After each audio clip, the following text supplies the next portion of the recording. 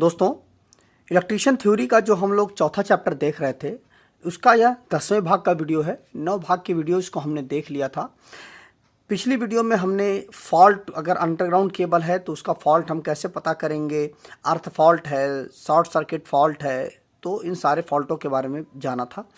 आज के इस वीडियो में हम केबल का प्रयोग में जो सावधानियां हमें क्या क्या बरतनी चाहिए, उन चीज़ों को हम जानेंगे। देखिए, केबल का जो प्रयोग होता है, कोई भी केबल हो, चाहे वह एल्युमिनियम की अगर केबल होती है या कॉपर की केबल होती है या किसी भी प्रकार की कोई भी केबल होती है, उसको प्रयोग करने के कुछ तरीके होते हैं। ऐसा नहीं है कि कोई भी केबल को हम कहीं पर भी प्रयोग कर सकते हैं।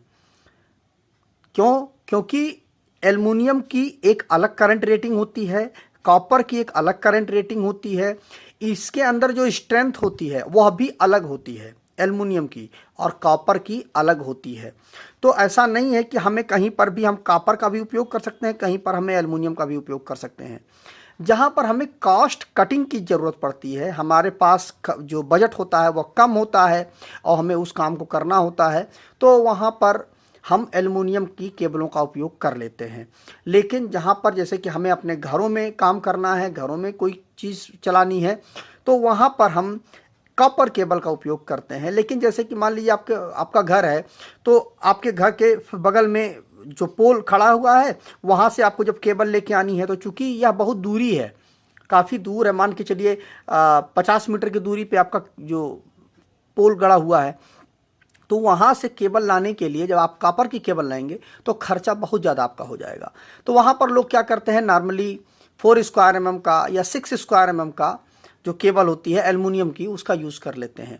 तो चूंकि जब केबल जो एल्युमिनियम केबल है उसकी जब आप साइज बढ़ा देंगे, तो वहाँ पर क्या होगा कि करंट लेने की क्षमता होती है वो थोड़ा ठीक हो जाती है और आप यूज कर सकते हैं। लेकिन अगर आप लोड बढ़ा दे रहे हैं, जैसे पता चला आपने 4 स्क्वायर mm की केबल लेके आए हुए हैं पोल से आप, और उस जगह पर यदि आपने 3 फ्लोर की आपने बिल्डिंग बना ली और पूरा एसी वगैरह सब चला रहे हैं, तो यह एल्युमिनियम की केबल आपकी जल जाएगी, क्योंकि इसकी क्षमता ही नहीं है उतनी, और आप एल्युमिनियम की केबल के ऊपर आप लोड डालते चले जा रहे हैं। लेकिन अगर वहाँ पर यदि आपकी कॉपर की केबल है, तो आप आराम से, कोई दिक्कत नहीं है, आप आराम से उसको यूज़ कर सकते हैं, उस पर आप लोड बढ़ा सकते हैं। ठीक, जैसे कि आप मान के चलिए कि अगर 1 स्क्वायर mm की जो केबल है उस पर 1.5 एम्पियर का आप करंट डाल सकते हैं, 1 स्क्वायर mm की अगर केबल है, ठीक है। लेकिन आप थोड़ा बहुत प्लस माइनस 10% तक आप 2 एम्पियर तक, 2.5 एम्पियर तक आप डाल सकते हैं, तो चल जाएगा। लेकिन जब इसके ऊपर जाएगा ना, तो आपका केबल जलने की संभावना हो जाती है। लेकिन कॉपर की केबल होती है, इससे बहुत सुपीरियर होती है। इसमें आप 7 एम्पियर तक आप स्मूथली करंट इससे यूज कर सकते हैं, आप करंट ले सकते हैं। अगर 1 स्क्वायर mm की केबल है, तो देखिए कहाँ 2.5 स्क्वायर mm और कहाँ 7 स्क्वायर mm, तो बहुत ज़्यादा अंतर है। इसीलिए कॉपर की केबल बहुत बेटर होती है, उसकी जो करंट कैरिंग कैपेसिटी बहुत अच्छी होती है, एल्युमिनियम की अच्छी नहीं होती है। लेकिन अब बात ये आती है कि जब भी आप केबल को आप उपयोग करें, तो उसका इंसुलेशन उतना ही उतारें। मान लीजिए जहाँ पर आपको कनेक्शन करना है केबल का, अब वहाँ पर लोग क्या करते हैं, ज़्यादा इंसुलेशन छील देते हैं। तो उससे क्या होता है कि जितना एरिया को तो उन्होंने कनेक्ट किया वो तो ठीक है, ज़्यादा एरिया खुला रहता है। तो ऐसा बिल्कुल भी नहीं करना चाहिए, उतना ही एरिया का इंसुलेशन उतारें जितने की आपको ज़रूरत है। अब वह इंसुलेशन आप कैसे उतारेंगे, जैसा कि मैंने आपको पिछली वीडियो के दौरान बता दिया था कि केबल का इंसुलेशन उतारने के लिए केवल और केवल वायर स्ट्रिपर का यदि आप उपयोग करते हैं, तो वह बेहतर तरीके से जो केबल का इंसुलेशन है उसको हटा देगा। लेकिन क्या करेंगे कि लोग इलेक्ट्रिशियन नाइफ जो होता है, चाकू जो होता है, उससे हम जो है जो इंसुलेशन होता है उसको उतारते हैं, तो उससे क्या होता है, केबल पर घाव लग जाता है। या अगर आप नए हैं, अगर आपने जो आपका कॉम्बिनेशन प्लायर है उससे कटर से यदि आप उसका जो इंसुलेशन यदि हटा रहे हैं, तो उससे क्या होगा कि अगर केबल के ऊपर यदि आपकी मान लीजिए एल्युमिनियम की केबल है ना, तो निश्चित बात है अगर घाव लग गया तो वह केबल वहाँ से कमज़ोर हो जाएगी और भविष्य में आपको धोखा जरूर देगी। तो इस चीज़ का भी आप ध्यान रखिए कि वायर स्ट्रिपर का यदि आप उपयोग करते हैं केबल का इंसुलेशन उतारने के लिए, तो वह बेहतर से बेहतर रिजल्ट देगा और लंबे समय तक वह काम करता रहेगा, क्योंकि जो केबल है वह डैमेज तो हुई नहीं है, तो वह अच्छा से अच्छा परिणाम आपको देगी। तो यह चीज़ हो गई कि जब भी आप इंसुलेशन उतारें तो वायर स्ट्रिपर की मदद से उतारें। तथा यदि आप मान लीजिए कोई केबल है, अब कहीं पर आपको यदि जोड़ लगाना है, तो आप अगर सोल्डरिंग कर सकते हैं तो बहुत अच्छी बात है, तो उसकी स्ट्रेंथ बहुत अच्छी हो जाएगी।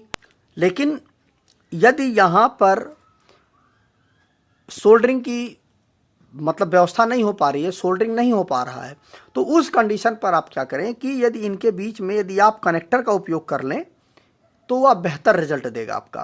क्योंकि कनेक्टर क्या करेगा, प्रॉपर तरीके से यहाँ पे नट बोल्टिंग हो जाती है, प्रॉपर तरीके से यहाँ पे टाइट हो जाता है, तो जो कनेक्टिविटी है वो बहुत ही बेहतर होती है। तो यदि आप कनेक्टर का यदि आप उपयोग कर लेते हैं तो वो बहुत अच्छा होगा। तो इस चीज़ का भी आप ध्यान रखें कि जब भी आप अगर केबल में कहीं अगर ज्वाइंट पड़ रहा है तो यदि आप कनेक्टर का उपयोग कर ले रहे हैं तो वो मच बेटर है आपके लिए, जोड़ने से बेहतर रहेगा आपका कनेक्टर। एक चीज़ और भी ध्यान देने वाली इसमें ये होती है कि कभी भी अगर एल्युमिनियम की यदि आपकी केबल है, तो जैसा मैंने आपको बताया कि एल्युमिनियम की केबल जो होती है वह बहुत ही कमज़ोर केबल होती है यांत्रिक रूप से। अगर आप एल्युमिनियम की केबल को, जैसे कि ये हमारी एल्युमिनियम की केबल है, ठीक है, अब इसमें क्या है कि यदि हम इसको 2-3 बार यदि हम मोड़ देंगे तो ये टूट जाएगा, क्योंकि इसके अंदर उतनी क्षमता नहीं होती है कि वह 2-3 बार मोड़ को कर सके। मतलब इसकी जो यांत्रिक रूप से यह काफ़ी कमज़ोर होता है, जो हमारा एल्युमिनियम होता है। तो जब भी आप एल्युमिनियम केबल का यदि आप उपयोग करते हैं तो उसमें मोड़ वगैरह कम से कम उपयोग करें, ऐसी जगह पर ही उपयोग करें जहाँ पर मोड़ कम से कम हो। यदि मोड़ होता भी है तो लंबा मोड़ लेके जाएं। ऐसा नहीं है कि आप 90 डिग्री पे यदि आप मोड़ लेके जाएंगे ना तो यहाँ से पक्की बात है केबल टूट जाएगी। तो इस चीज़ का भी यदि आप ध्यान रखते हैं कि एल्युमिनियम की केबल पर कभी भी 90 डिग्री का आप मोड़ ना रखें। तो एल्युमिनियम की केबल में हमें यह सावधानी बरतनी चाहिए। और उसके बाद भी, और उस पर जो पीवीसी होता है, एल्युमिनियम की केबल होती है, जैसे कि ये हमारी एल्युमिनियम की केबल है, इसके ऊपर ये देखिए ये पीवीसी चढ़ी हुई है। तो इस पीवीसी अगर चढ़ी हुई है तब तो बहुत अच्छी बात है, कोई दिक्कत ही नहीं है। तो यदि आप एल्युमिनियम की केबल यूज कर रहे हैं तो इस जगह पर आप अगर पीवीसी नहीं है तो आप केबल के ऊपर ग्रीस लगा करके रखें। ग्रीस आप इसके ऊपर से, आप यहाँ पर इसे इसके ऊपर से ग्रीस लपेट दें, ठीक है। तो उससे बेनिफिट आपको क्या होगा कि यह जो एल्युमिनियम की केबल होती है या कुछ समय के बाद, चूंकि जब अब इसके ऊपर धूप भी पड़ेगी, बरसात भी होगी और गर्मी भी आएगी, तो इन सभी मौसमों में क्या होता है कि इसका ऑक्सीकरण होने लगता है, जो हमारी एल्युमिनियम की केबल होती है। तो यह केबल जो है धीरे धीरे मतलब एक बुरादे की तरह झड़ने लगता है। तो यदि आप इसके ऊपर यदि आप ग्रीस लगा देते हैं तो जो ऑक्सीकरण की जो प्रक्रिया है ना वह नहीं होगी, तो केबल की लाइफ हमारी और बढ़ जाएगी। तो इन चीज़ों का यदि आप ध्यान रखते हैं कि केबल को प्रयोग करने में ये सावधानियाँ अगर आप बरतते हैं तो केबल की लाइफ निश्चित बात है ज़्यादा दिनों तक होगी। अगला जो हमारा टॉपिक है कुचालकता। अब कुचालकता क्या होती है? ये वे पदार्थ होते हैं जिनमें इलेक्ट्रॉनों का प्रवाह जो होता है वह आसानी से नहीं होता है। जो हमारे इलेक्ट्रॉन होते हैं अगर उनका प्रवाह आसानी से होने लगा तो वह सुचालक हो जाएगा। लेकिन चूंकि यह कुचालक की बात हो रही है तो इसमें इलेक्ट्रॉनों का प्रवाह आसानी से नहीं होता है, बहुत, क्योंकि इसमें फ्री इलेक्ट्रॉन तो होते ही नहीं है, इसीलिए इसमें इलेक्ट्रॉनों का प्रवाह आसानी से नहीं होता है। तो ये बात हुई, जब इलेक्ट्रॉनों का प्रवाह नहीं होगा तो मतलब ये हुआ कि इसमें जो करंट है हमारी वह फ्लो नहीं होती है। जो हमारे कुचालक होते हैं इनका जो प्रतिरोध होता है वह अधिक होता है तथा सुचालकता ना के बराबर होती है, ठीक है। इसमें जो रेजिस्टेंस होता है वह ज़्यादा होता है और जो कंडक्टिविटी होती है वह बहुत ही कम होती है या ना के बराबर होती है। इनकी प्रतिरोधकता, जो इनका रेजिस्टेंस होता है वह 10⁻12 ओम सेंटीमीटर होता है, ठीक है। मतलब 10⁻12 ओम पर सेंटीमीटर इसमें जो प्रतिरोधकता होती है वो इतनी होती है। तो ये एग्जाम में भी पूछ लेता है, इस चीज़ को आप नोट कर लीजिएगा। जो कुचालक पदार्थ होते हैं उनमें इतनी रेजिस्टेंस होती है, मतलब इतनी प्रतिरोधकता होती है पर सेंटीमीटर में। अगर कहीं पर नमी है तो उस जगह पर अगर भले ही वह कुचालक है हमारा, लेकिन अगर वह गीला है तो वह कंडक्टर बन जाएगा। जैसे कि हमारी मान लीजिए सूखी लकड़ी है, ठीक है। अब सूखी लकड़ी है, अगर इसको आप पूरी तरह से भीगा कर दें, गीला कर दें, यदि आप उसके ऊपर तार रखते हैं ना तो उसमें इलेक्ट्रिसिटी का फ्लो होने लगेगा। तो कुल मिलाकर के बात ये हुई कि अगर नमी है तो वह सुचालकता को बढ़ा देती है। इसलिए रोधक पदार्थ जो कुचालक पदार्थ होते हैं इनमें नमी या पानी का प्रभाव ना के बराबर होता है। अगर जैसे पूर्ण रूप से अगर कुचालक पदार्थ हैं, जैसे कि आपका रबर हो गया या पूरी तरह से शुरू से ही वह कुचालक है, तो इसमें पानी या नमी का कोई प्रभाव नहीं पड़ता। लेकिन जो हमारा पूरी रूप से लकड़ी सूखी लकड़ी है, तो अगर इसको आपने गीला कर दिया तो यह कंडक्टर की तरह बिहेव करने लगेगा। लेकिन अगर आपका रबर है तो वह पूरी तरह से कुचालक है, तो कुचालक ही रहेगा। तो इस चीज़ का देख लीजिएगा, ध्यान रखिएगा कि जो कुचालक होता है उसमें ये चीज़ें खास होती हैं। अब क्या होता है कि जो इंसुलेटिंग पदार्थ का जो तापमान के अनुसार अगर हम वर्गीकरण करें तो कैसे होगा। देखिए, सबसे पहले श्रेणी अगर हम रखें, यहाँ पर श्रेणी तापमान, इसको अभी आप नोट कर लीजिएगा, मैं एक दो ठो आपको नोट करा देता हूं। पदार्थ, तो श्रेणी में देखिए कई श्रेणी में हमारे जो पदार्थ आते हैं, जिसमें से पहली आती है वाई श्रेणी के अंतर्गत आता है, तो यह हमारा 90 डिग्री सेंटीग्रेड होता है। और इसमें आता है रुई, रेशम, लकड़ी वगैरह इसके अंतर्गत आ जाते हैं। जो वाई के बाद हमारा ए होता है, ए जो होता है वह 105 डिग्री सेंटीग्रेड होता है, और इसमें वार्निश, कागज, भीगी रुई इसके अंतर्गत आते हैं। उसके बाद ई होता है हमारा, ई जो होता है वह 120 डिग्री सेंटीग्रेड होता है। इसमें क्या क्या चीज़ आती हैं, इनेमल, सिंथेटिक, रेजिन वगैरह इसके अंतर्गत आती हैं। ई के बाद हमारा होता है बी, बी जो होता है वह 130 डिग्री सेंटीग्रेड ये पदार्थ होते हैं। इनकी जो कैपेसिटी होती है, इसमें अब्रक, फाइबर, कांच वगैरह आते हैं। ये सारी चीज़ें अभी मैं आपको नोट करा दूंगा, बेसिक रूप से आप इस चीज़ को समझ लें, जान लें। उसके बाद बी के बाद हमारा एफ आता है। एफ जो होता है वह 155 डिग्री सेंटीग्रेड होता है। इसमें वार्निश, बी क्लास के अधिक ताप सहने शक्ति वाले जो पदार्थ इसके अंदर होते हैं। ठीक है, उसके बाद मतलब ये हुआ कि इससे ज़्यादा जिनके अंदर क्षमता होती है वो इसके अंतर्गत आते हैं एफ में। उसके बाद एफ के बाद होता है एच। एच में हमारा जाता है 180 डिग्री सेंटीग्रेड इसमें होता है। अब्रक, फाइबर तथा कांच इसमें भी आते हैं हमारे। और इसके बाद सी क्लास का जो हमारा आता है वह 180 डिग्री से ऊपर जो होता है, इसमें सिरामिक, माइका वगैरह इसके अंतर्गत आते हैं। तो इन सारी चीज़ों को भी मैं आपको नोट डाउन करा दूंगा। अब आइए अगला टॉपिक देखते हैं कि तार, ठीक है, वायर। ये अक्सर आपके मन में कंफ्यूजन रहती होगी कि वायर किसे कहते हैं और केबल किसे कहते हैं। देखिए, जो तार होता है इसी को हम वायर भी बोलते हैं। अब वायर क्या चीज़ होती है कि किसी भी चालक जिसकी पूरी लंबाई, जैसे मान लीजिए वह इतना लंबा है, उसका व्यास एक जैसा हो, मतलब जितना यहाँ पर मोटा हो उतना ही यहाँ पर मोटा हो, उतना ही यहाँ पर हर जगह पर उसकी जो मोटाई है वह एक समान होनी चाहिए। कहीं पर भी मोटा पतला नहीं होना चाहिए, सेम। यहाँ पर अगर वो जितना मोटा है उतना ही यहाँ पर मोटा होना चाहिए, उतना ही यहाँ पर मोटा होना चाहिए। तो अगर कोई भी चालक है, उसकी जो जितनी भी लंबाई है, उसका जो व्यास है, मतलब पूरी गोलाई या क्रॉस सेक्शन एरिया, जो काट क्षेत्रफल है, वह एक समान होना चाहिए। पहली चीज तो यह हो गई। और किसी भी प्रकार का इसके ऊपर कवर नहीं होना चाहिए, मतलब इसके ऊपर किसी प्रकार का कोई भी कोटिंग वगैरह नहीं होनी चाहिए, तो वह हमारा तार की श्रेणी में आता है। कैसे, देखिए, जैसे कि यह हमारा एक कंडक्टर है, चालक है, तो अगर हम इतना हिस्सा देखें, इस हिस्से को देखें, तो यह हिस्सा हमारा तार कहलाएगा, वायर कहलाएगा। मतलब यहां पर भी वो इतना ही मोटा है, यहां पर भी उतना ही मोटा है, यहां पर भी उतना ही मोटा है, मतलब हर जगह पर इसकी जो क्रॉस सेक्शन एरिया है, व्यास है, वह एक समान है।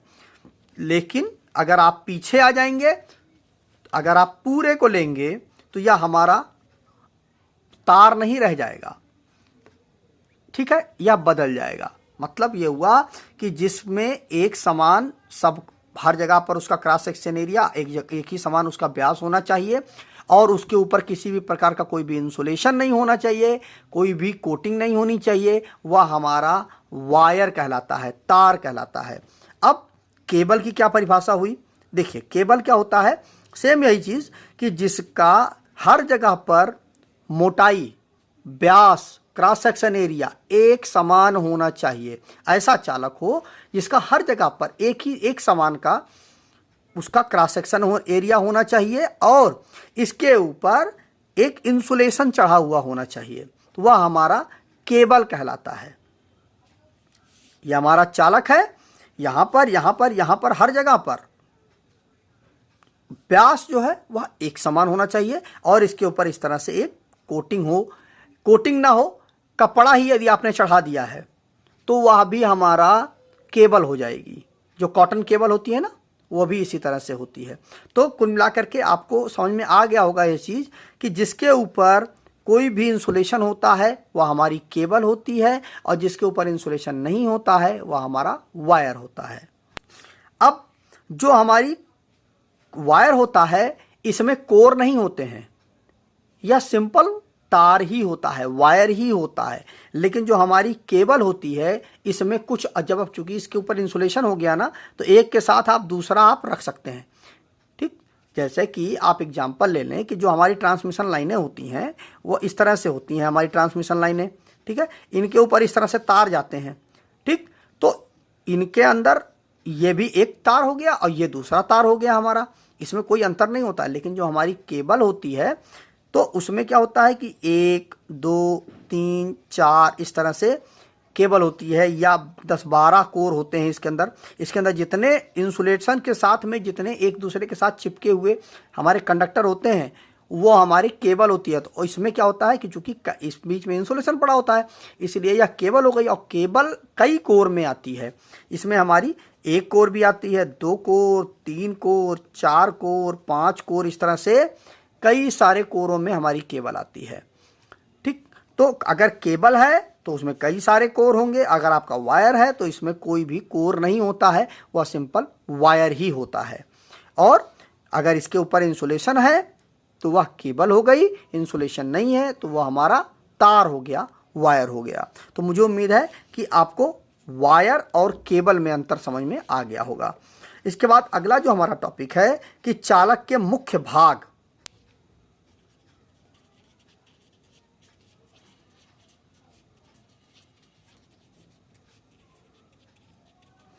अब चालक के मुख्य भाग क्या क्या होते हैं वो जान लेते हैं। देखिए, चालक में कई भाग होते हैं, कई सारी चीज़ों को मिला करके एक चालक हमारा कंडक्टर बनता है, जिसमें से पहला होता है हमारा, सबसे पहली चीज़ जो होती है जो चालक होता है। चालक मतलब जिसमें धारा का प्रवाह हो रहा है वही हमारा चालक हो गया। अब यह जो चालक होता है या किसी भी केबल मतलब किसी भी चालक का मुख्य भाग होता है, जो उसके अंदर जो मेटल होता है, जो उसमें धातु होती है, वह उस चालक का सबसे मुख्य भाग होता है और इसी को हम कोर भी बोलते हैं। जितनी कोर होंगी उतने चालक उसके अंदर होंगे। तो करंट को ले जाने का काम यही हमारा मेटल का कोर करता है और इसी को हम चालक बोलते हैं। अब चालक किसी भी शुद्ध धातु का हो, शुद्ध धातु का मतलब ये हुआ कि चाहे आपका एल्युमिनियम हो, कॉपर हो, चांदी हो या कोई भी शुद्ध धातु होनी चाहिए तो वह हमारा चालक कहलाएगा। अब इसके बाद दूसरा जो आता है इसके अंतर्गत इंसुलेशन। अब इंसुलेशन क्या होता है कि या किसी भी चालक, कोई भी कंडक्टर है हमारा, उसके ऊपर जो एक कवर चढ़ा दिया जाता है। जैसे कि ये हमारा चालक है, इसके ऊपर यह देखिए कवर चढ़ा दिया गया है। तो इसका कई सारा कारण होता है, इसके ऊपर कोटिंग करने का कई सारे कारण होते हैं। कारण ये होता है कि जब इसके अंदर धारा का प्रवाह होता है तो निश्चित बात है इसकी कुछ ना कुछ तो मैग्नेटिक फील्ड जनरेट होगी। तो अगर मान लीजिए या फिर इसके अंदर धारा का प्रवाह हो रहा है, यदि आपने इसको छू दिया तो आपको करंट का झटका लग जाएगा, विद्युत का झटका लग जाएगा। तो उस कंडीशन पर आपकी या किसी भी चीज़ की सुरक्षा करने के लिए भी यह कवर चढ़ाया जाता है। और जैसी जैसी करंट की कैपेसिटी होती है, ज़्यादा करंट जहाँ पर फ्लो हो रहा है, ज़्यादा जहाँ पर वोल्टेज फ्लो हो रहा है, वहाँ पर यह जो इंसुलेशन होता है वो और अच्छी गुणवत्ता का इंसुलेशन लगाया जाता है। मतलब जैसी ज़रूरत होती है उसके अनुसार ये इंसुलेशन की क्वालिटी बढ़ती और घटती रहती है। मतलब जितना ज़्यादा करंट होगा या जितनी ज़्यादा वोल्टेज होगी तो इंसुलेशन की जो पावर है, शक्तिशालीपना है इसकी, वह बढ़ती चली जाएगी और घटती चली जाएगी। या केवल और केवल लीकेज जो होता है उनको रोकने के लिए, पूरी तरह से सेफ करने के लिए इसका उपयोग किया जाता है, जो इसके ऊपर इंसुलेशन होता है। अब यह जो इंसुलेशन होता है वह पीवीसी का हो सकता है, रबर का हो सकता है, कागज़ का हो सकता है। ठीक है, इन चीज़ों का कई जो भी मतलब कुल मिला करके जो इंसुलेटिंग मटेरियल होते हैं उन्हीं का हम इंसुलेशन लगाते हैं चालक के ऊपर। उसके बाद जो अगला हमारा आता है सुरक्षा आवरण।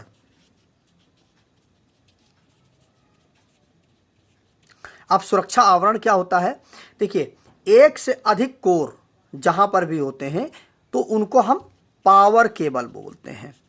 जहां पर कई सारे कोर होते हैं, ऐसा नहीं है कि केवल पावर केबल ही कहते हैं, कहीं कहीं पर नेटवर्किंग केबलें होती हैं या कहीं पर कंट्रोलिंग केबलें होती हैं, वहाँ पर भी कई सारे कोर होते हैं।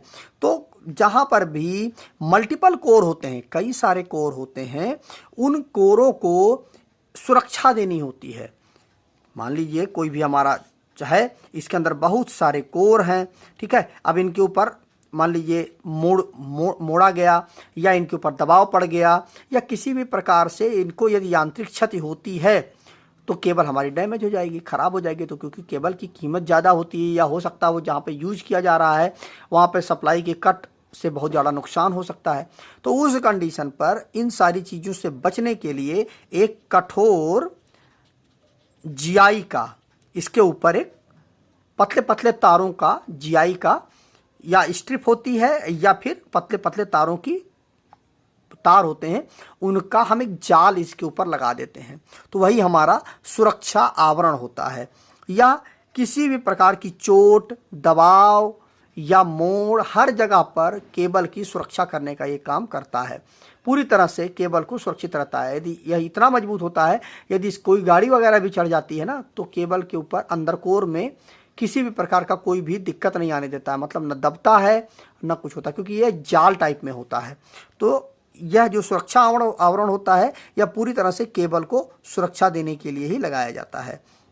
अगला टॉपिक है हमारा डाई इलेक्ट्रिक स्ट्रेंथ। देखिए, डाई इलेक्ट्रिक स्ट्रेंथ क्या होता है कि इसको बहुत पहले आप थोड़ी सी एक सिंपल लैंग्वेज में आप समझ लें तो आपको समझने में आसानी हो जाएगी। जैसे कि मैं आपसे कहूँ कि आपके गाल पर मैं एक झापड़ मार देता हूं, तो आप क्या करेंगे? आप यह चीज सोचेंगे कि चलो कोई बात नहीं, सर हैं इन्होंने मार दिया हमको। हमने दूसरे गाल पर भी झापड़ मार दिया तो भी आप बर्दाश्त कर लेंगे। लेकिन तीसरी बार जब मैं मारने के लिए जाऊंगा तो हो सकता है कि आप मुझे वापस मार दें। तो उस कंडीशन पर क्या होगा कि दो झापड़ की आपकी डाई इलेक्ट्रिक स्ट्रेंथ हो गई। मतलब दो झापड़ तक यदि आप बर्दाश्त कर सकते हैं, लेकिन तीसरा जो झापड़ है उसको आप बर्दाश्त नहीं कर सकते हैं, वही चीज़ आपकी डाई इलेक्ट्रिक स्ट्रेंथ हो गई।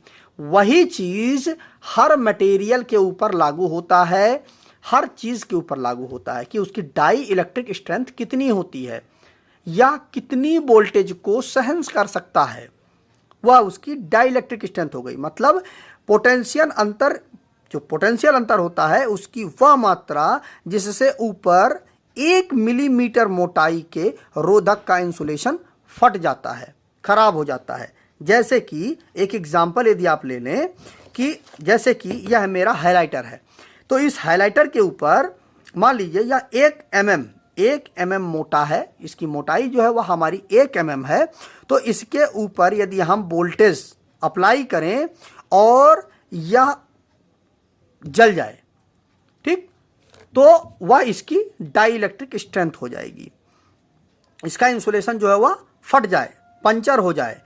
इसकी जो इसकी क्षमता होती है, जो केवी, जो इसको डाई इलेक्ट्रिक स्ट्रेंथ को नापा जाता है, वह केवी पर mm में इसको नापा जाता है, जो हमारी डाई इलेक्ट्रिक स्ट्रेंथ होती है। मतलब ये हुआ कि जैसे कि यह हमारा कागज है, इसके ऊपर यदि हम सप्लाई का तार रखेंगे, कोई भी वोल्टेज, हमने 220 वोल्ट का तार यदि हम सप्लाई चल रही है इसके ऊपर यदि हम रख देते हैं सप्लाई का तार, तो क्या होगा? यहाँ पर रखेंगे और यहाँ पर यदि हम छुएंगे, मान लीजिए ये हमारा 220 वोल्ट सप्लाई का तार रखा हुआ है, सप्लाई चल रही है, यदि हम यहाँ पर छुएंगे तो क्या होगा? हमें करंट लगेगा? नहीं लगेगा। यहाँ पर रखेंगे, छुएंगे तो भी नहीं लगेगा, ठीक है। और इस कागज को कोई प्रभाव पड़ेगा?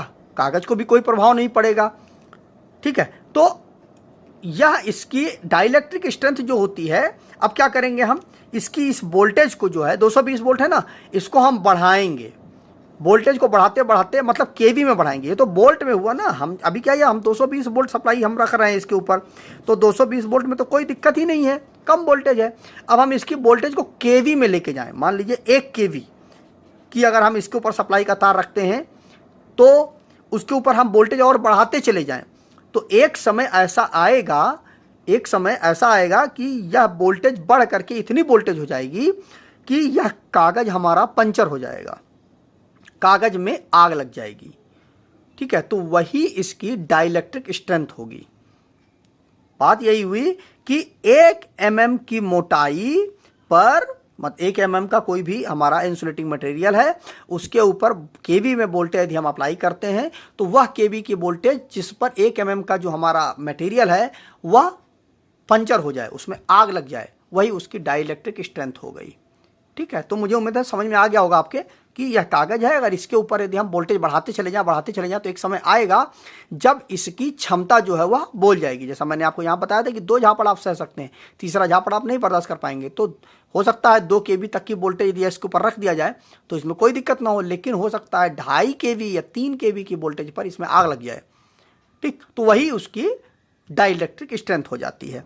जैसे कि जब अगर हम कहें कि जो हमारी हवा होती है, सिंपल जो हमारी सूखी हवा होती है, उसकी अगर 1 mm अगर मोटी परत है, हवा की 1 mm मोटी परत है, तो उसका 3.2 kV इसकी जो है जो मतलब इसकी डाइलेक्ट्रिक स्ट्रेंथ होती है। मतलब इतनी वोल्टेज अगर इसके में हम रखते हैं हवा में तो कोई दिक्कत नहीं है।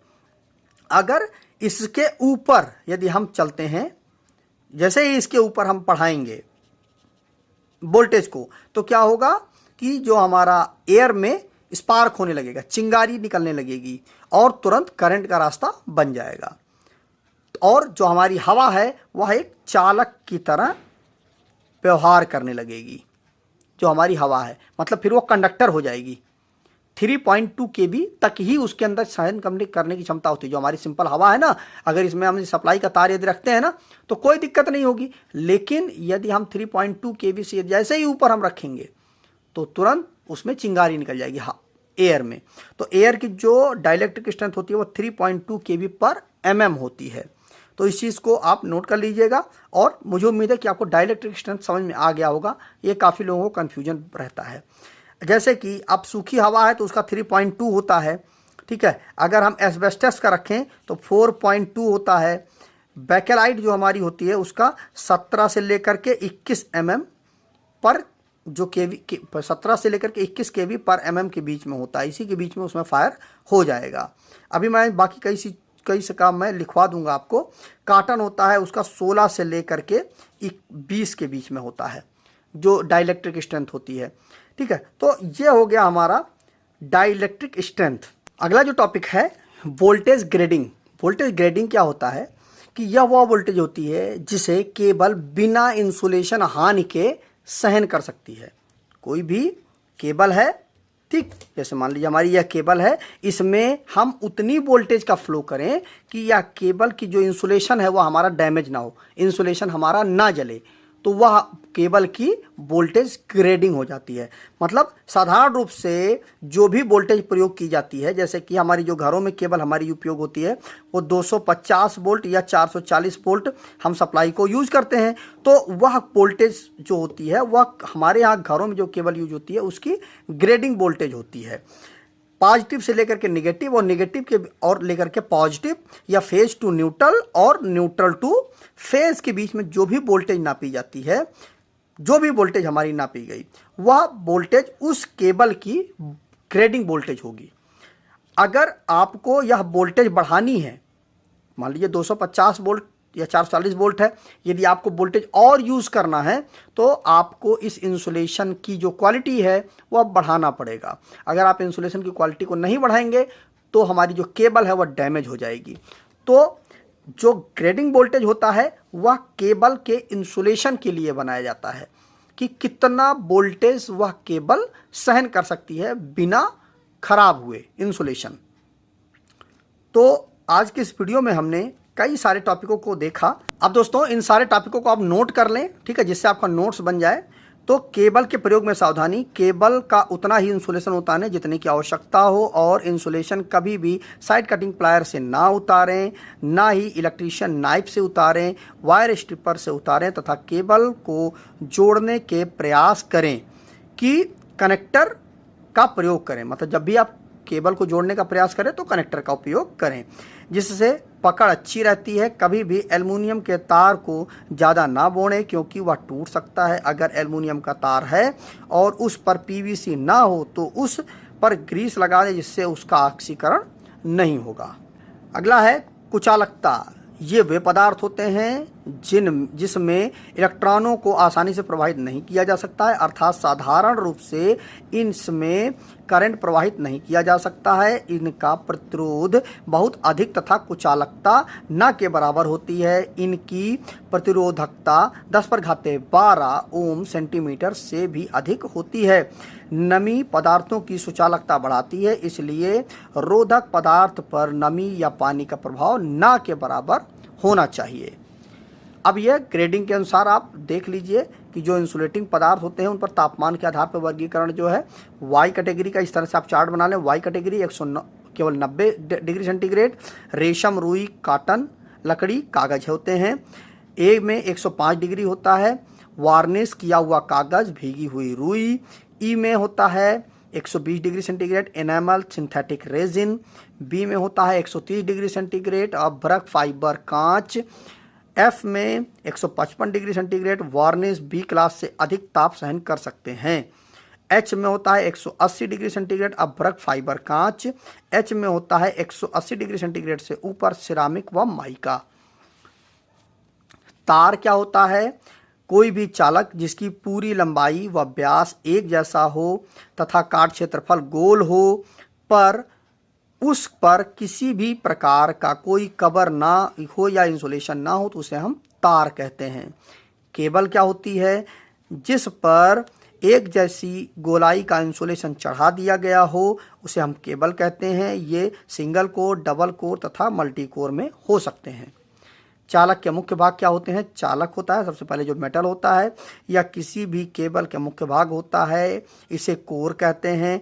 यह करंट ले जाने का काम करता है। चालक किसी शुद्ध धातु का जैसे तांबा, एल्युमिनियम आदि का होता है। इंसुलेशन, यह चालक कोर में से करंट लीक नहीं होने देता। केबल का इंसुलेशन बढ़िया व शक्तिशाली होना चाहिए जो झटका व बिजली के लीकेज को पूरी तरह से रोक सके, जैसे रबड़, पीवीसी, कागज आदि। सुरक्षा आवरण, एक से अधिक कोर या पावर केबलों को यांत्रिक सुरक्षा देने के लिए कठोर रबर पर जियाई की पतली पतली स्ट्रिप या जाल लगा दिया जाता है। यह किसी प्रकार की चोट, दबाव को केबल को सुरक्षित रखता है। डाइलेक्ट्रिक स्ट्रेंथ क्या होती है? यह पोटेंशियल अंतर की वह मात्रा है जिससे ऊपर 1 मिलीमीटर मोटाई के रोधक की इंसुलेशन फट जाती है या पंचर हो जाती है। इसकी इकाई केबी पर एमएम में होती है। जैसे कि जब हम कहते हैं कि हवा में 1 एमएम मोटी परत 3.2 केबी को ही सहन कर सकती है तो यह हवा की 3.2 केबी पर एमएम डाइलेक्ट्रिक स्ट्रेंथ है।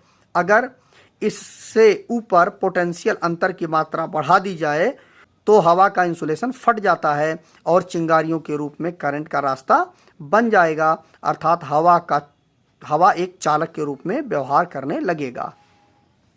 सूखी हवा 3.2 केबी पर एमएम, एस्बेस्टर 4.2 केबी पर एमएम, बैकेलाइट 17 से 21 केबी पर एमएम, कॉटन 16 से लेकर के 20 केबी पर एमएम, माइका 20 से लेकर के 60 केबी पर एमएम, पेपर 1 से लेकर के 10 केबी पर एमएम, रबर प्लेन 15 से लेकर के 20 केबी पर एमएम। वोल्टेज ग्रेडिंग क्या है? लास्ट में जब मैंने बताया था आपको, यह वह वोल्टेज होती है जिसे केबल बिना इंसुलेशन हानि के सहन कर सकता है। सामान्य रूप से प्रयोग की जाने वाली केबलों की वोल्टेज ग्रेडिंग 250 या 400 वोल्ट होती है। यह वोल्टेज नेगेटिव से पॉजिटिव तार के मध्य तथा फेज न्यूट्रल के मध्य व फेज टू फेज के मध्य मापी जाती है। अधिक ग्रेडिंग के लिए तार का इंसुलेशन की मोटाई बढ़ानी पड़ती है। तो इस तरह से हमने इस वीडियो में कई सारे टॉपिकों को चर्चा किया। अगली वीडियो में हम और कई टॉपिकों पर चर्चा करेंगे। तो आज की इस वीडियो में बस इतना ही। मिलते हैं एक नए वीडियो में। नमस्कार दोस्तों।